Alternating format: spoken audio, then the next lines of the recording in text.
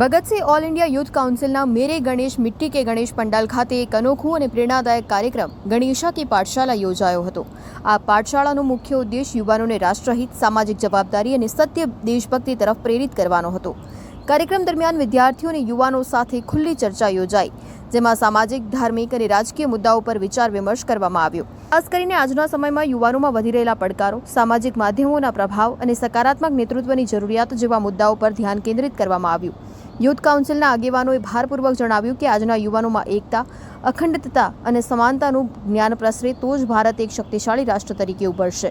ગણેશા કી પાઠશાલા દ્વારા યુવાનોને સમજાવવામાં આવ્યું કે સાચી દેશભક્તિ માત્ર સૂત્રોચ્ચાર સુધી સીમિત નથી, પરંતુ સમાજ માટે કંઈક સારું કરવાનો સંકલ્પ એ જ દેશપ્રેમનું સાચું રૂપ છે।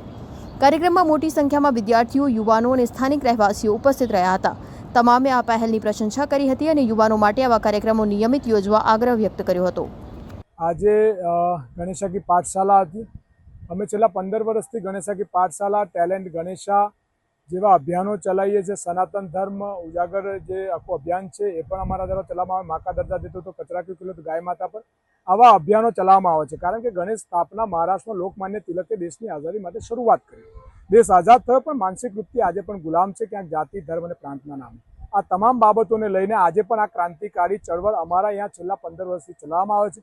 આજે પણ ગણેશા કી પાઠશાળામાં દેશના અલગ અલગ વિષયો પર, અલગ અલગ ચર્ચાઓ પર વિદ્યાર્થીઓ સાથે ચર્ચા કરવામાં આવે, એમને સાચું જ્ઞાન આપવામાં આવે છે અને દેશના યુવાનો નવી દિશામાં ક્રાંતિ તરફ વળે એના માટેની આ સમગ્ર અમે અભિયાન ચલાવીએ છીએ, જે આજે એનો જ આખો કાર્યક્રમ હતો। આ 10 દિવસ સુધી ચાલશે। અલગ અલગ કોલેજ, અલગ અલગ શાળાઓ, અલગ અલગ વિસ્તારના વિદ્યાર્થીઓ અહીંયા આવશે અને